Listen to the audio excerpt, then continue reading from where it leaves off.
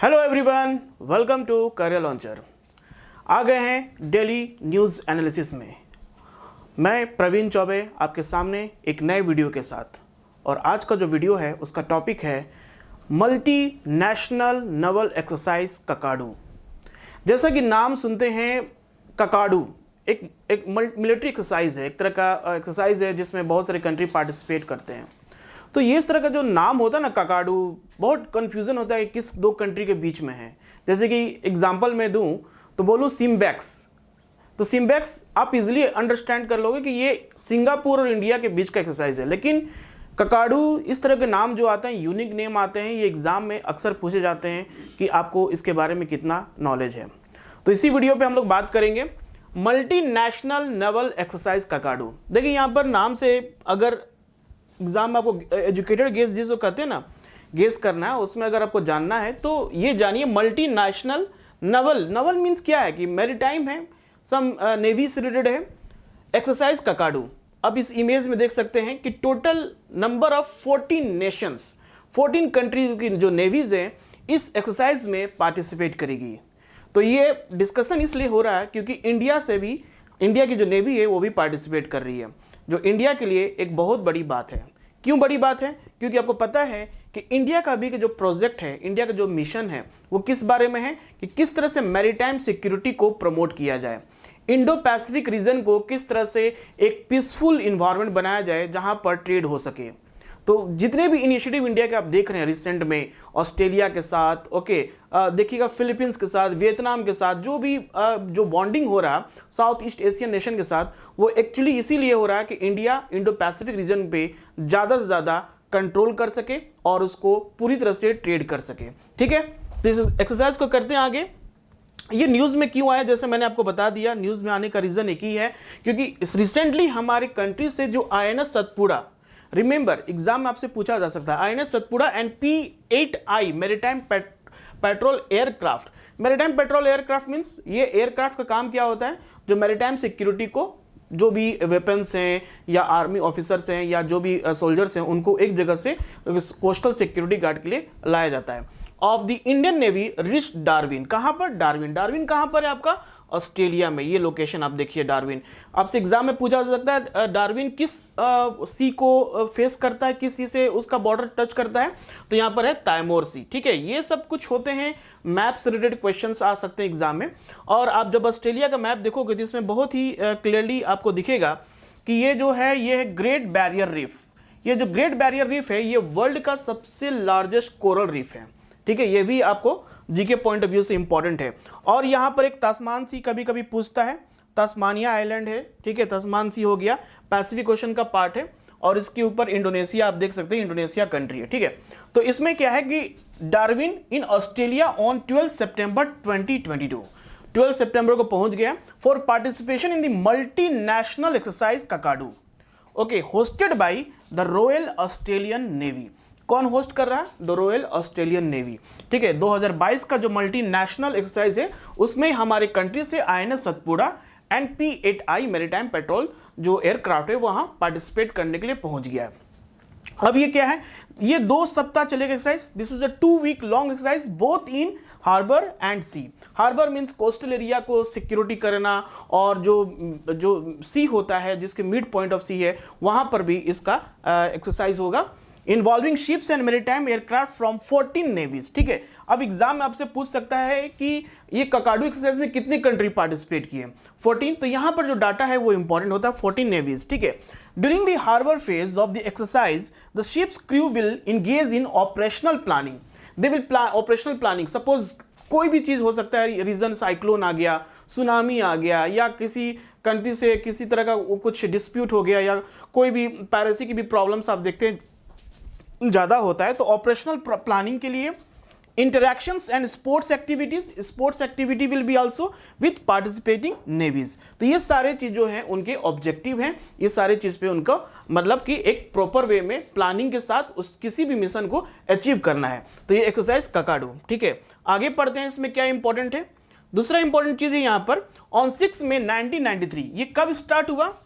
6 मई 1993 में एक्सरसाइज हुआ।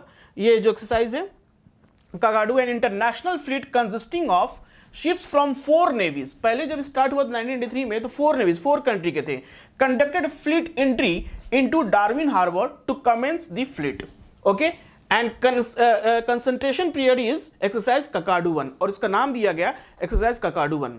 सो exercise conducted during Kakadu cover wide range of maritime task, बहुत सारे जो मैरीटाइम रिलेटेड टास्क हैं उसको परफॉर्म करता है, जैसे कि ह्यूमैनिटेरियन असिस्टेंस, ठीक है, ह्यूमैनिटेरियन असिस्टेंस लाइक जैसे मैंने बताया डिजास्टर कोई आ गया या किसी तरह का माइग्रेशन बहुत ज़्यादा हो रहा उस तरह का करने का, एंड डिजास्टर रिलीफ, ठीक है, इवैक्यूएशन ऑपरेशंस, इवैक्यूएशन ऑपरेशन किसी भी कंट्री में कोई ऐसा प्रॉब्लम हो गया जो अभी देखिए आपने रसिया और यूक्रेन का वार हुआ, ठीक है, अफगानिस्तान में प्रॉब्लम तो वहाँ का इवैक्यूएशन कराना, ठीक है, सर्च एंड रेस्क्यू करने के लिए aid to civil authorities counter piracy ये भी सबसे ज्यादा प्रॉब्लम है इंडो पैसिफिक रीजन में, उसको भी काउंटर करने की बात की जा रही है।